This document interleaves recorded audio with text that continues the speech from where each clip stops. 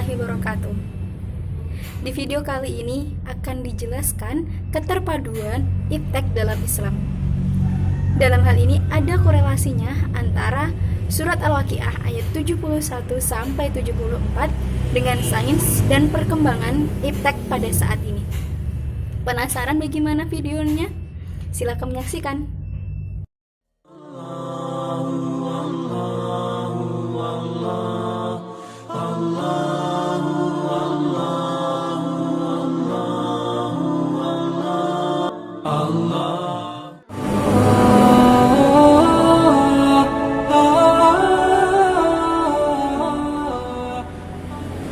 Al-Quran merupakan pedoman bagi umat Islam.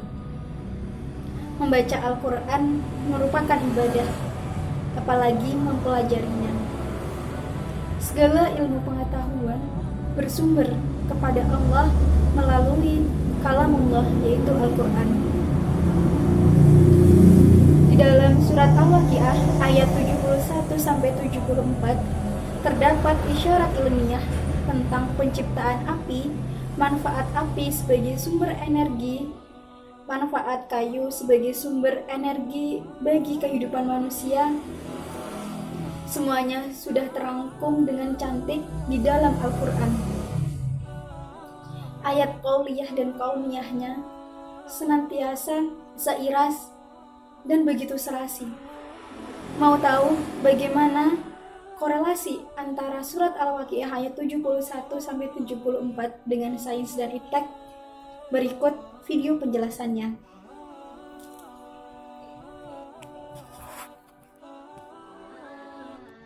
A'udzu billahi minasyaitonir rajim. Bismillahirrahmanirrahim. Afara'aytumun nara allati turun a'antum ansha'tum syajarataha am nahnul munshi'un. Nahnu ja'alnaha tadhkiratan wa mata'an lil muqwin. Fasabbih bismi rabbikal azim. Artinya, maka terangkanlah kepadaku tentang api yang kamu nyalakan dari gosokan-gosokan kayu. Kamukah yang menjadikan kayu, atau kamikah yang menjadikannya? Kami menjadikan api itu untuk peringatan dan bahan yang berguna bagi musafir di padang pasir. Maka bertasbihlah dengan menyebut nama Tuhanmu yang maha besar.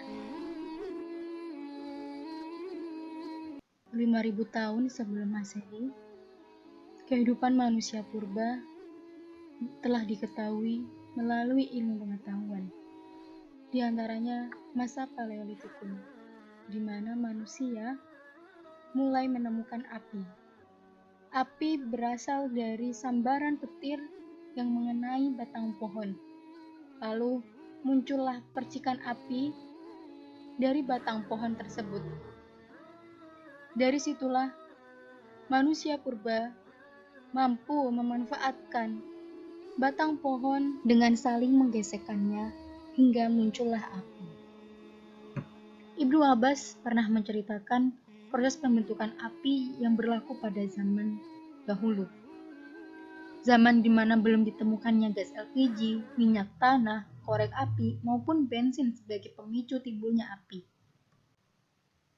Dari api tersebut dapat dimanfaatkan untuk menunjang kehidupan mereka. Selain itu, di zaman Mesolitikum, manusia purba mulai memanfaatkan api untuk memasak makanan, berburu binatang, untuk kelangsungan kehidupan mereka. Selanjutnya, di masa Neolitikum, manusia purba sudah mulai bisa untuk bercocok tanam. Di sini mulai banyak sekali tumbuhan-tumbuhan hijau. Al-Quran mengandung banyak sekali makna yang tersirat dan bersifat universal. Dengan memahami sisi mukjizat Al-Quran yang dijadikan pedoman umat Islam dan sejalan dengan teori sains modern. Penafsiran Al-Waqiah ayat 71-74 semakin ramai dikaji oleh ahli pakar ilmu alam. Terjadi banyak multitafsir terhadap ayat-ayat ini mengenai kalimat api dan pohon hijau. Salah satu kajian tafsir Zaghlul An-Najjar yang menafsirkan berdasarkan nalar sains. Beberapa kajian tafsir terkait Al-Waqiah, ayat ini menjelaskan keterkaitannya dengan konsep fotosintesis pada tumbuhan dan sumber energi alternatif yang terus dikembangkan sampai saat ini. Menurut tafsir Zaghlul An-Najjar mengklasifikasikan penafsiran ayat ke dalam 5 pokok pembahasan. 1. Tanda ilmiah dari ayat Al-Quran. 2. Klorofil adalah sumber energi dan makanan. 3. Pembentukan karbohidrat melalui proses karbon atau fotosintesis. 4. Pembentukan protein nabati melalui proses karbon atau fotosintesis. 5. Pohon hijau merupakan asal dari sumber energi yang utama. Proses fotosintesis yang dilakukan oleh tumbuhan hijau merupakan proses biokimia, pembentukan zat makanan seperti karbohidrat melalui zat hijau daun atau klorofil dengan memanfaatkan karbon dioksida dan air serta menghasilkan oksigen. Fotosintesis sangat penting bagi semua kehidupan aerobik di bumi. Karena selain untuk menjaga tingkat kenormalan oksigen di atmosfer, fotosintesis juga merupakan sumber energi bagi semua kehidupan makhluk hidup di bumi. Penafsiran yang bermula hanya berinformasikan tentang api dan pohon hijau, selanjutnya dapat merujuk kepada proses fotosintesis, proses penghasilan arang kayu, proses pembentukan protonium, dan gas asli. Protonium kini menjadi bahan bakar yang terpenting dalam menghasilkan sumber energi dan sumber tenaga bagi manusia. Pada masa sekarang, teknik penciptaan api dari pohon hijau dengan cara digesek-gesekkan sudah tergantikan dengan teknik modern melalui korek api dan korek gas yang berguna sebagai pencipta nyala api, sehingga teknik klasik ini sudah tidak lagi digunakan dalam penciptaan nyala api. Bukti inilah yang dijadikan sebagai rujukan bahwa firman Allah tentang penciptaan api dari pohon hijau benar-benar terjadi. Inilah salah satu isyarat Al-Quran yang nyata bahwa kayu menyimpan energi ketika saling bergesekan dan bisa menimbulkan api. Wallahu a'lam bishawab. Pemerintah masih memilih pembangkit listrik tenaga uap sebagai sumber utama penghasil listrik berbahan bakar batu bara. Pemilihan batu bara sebagai sumber energi primer di Indonesia tidak lepas dari masih kuatnya cadangan batu bara di tanah air. Indonesia memiliki cadangan batu bara di perut bumi mencapai 30 metrik ton yang telah masuk kategori proven atau bisa dieksploitasi. Angka ini belum termasuk stok batu bara yang masih perlu dieksplorasi atau diteliti dengan jumlah mencapai lebih dari 120 metrik ton. Batu bara memang memiliki keunggulan ekonomis, stabil, dan cepat untuk memenuhi kebutuhan tambahan listrik nasional. Namun selama ini produksi listrik PLTU masih diiringi dengan pro dan kontra terhadap dampak lingkungan. Indonesia adalah salah satu negara di dunia yang masih menggunakan batu bara sebagai sumber energi primer bersama dengan Amerika Serikat, Tiongkok, India, dan Australia. Selain menggunakan batu bara, pemerintah Indonesia sangat berkomitmen untuk mengoptimalkan energi baru terbarukan dalam proyek listrik 35 gigawatt. Targetnya, pada tahun 2025 nanti, Indonesia akan menggunakan 23% sumber energi baru terbarukan, bahkan 31% pada 2050 mendatang. Isyarat ilmiah selanjutnya, bagaimana kayu bisa bermanfaat bagi musafir? Hal ini dikarenakan kayu atau biomasa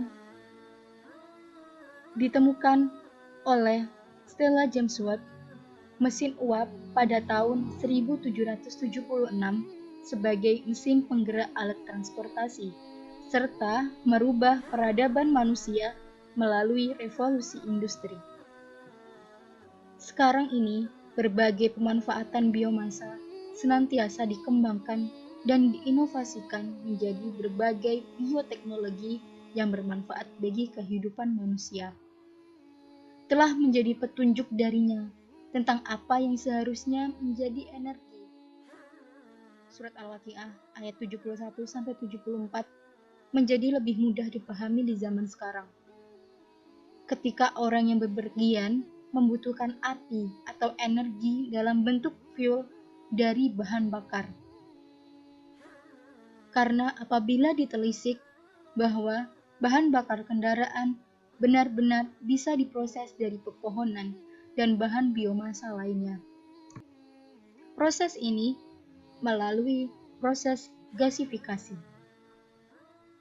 Dengan memahami ayat-ayat kauniyah tersebut, dapat dimunculkan berbagai bioteknologi, seperti halnya biodiesel, bioetanol, bio-DME.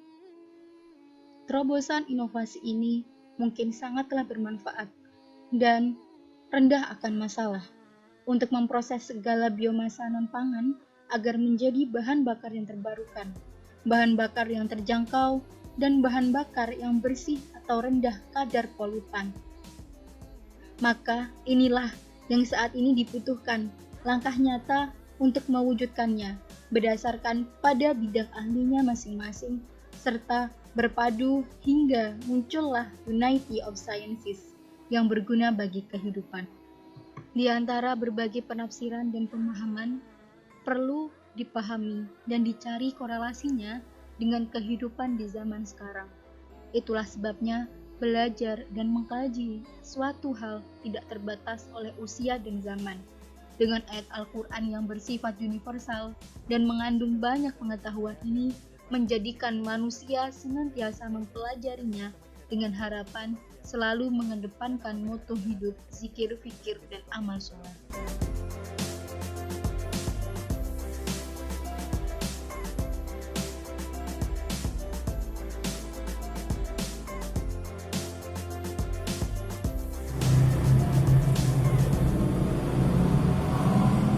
Terima kasih untuk teman-teman yang sudah menonton video ini sampai akhir.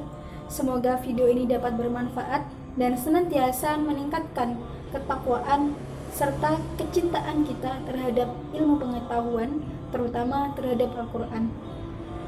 Akhirul kalam, wallahul muwaffiq ila aqwamit thoriq. Wassalamualaikum warahmatullahi wabarakatuh.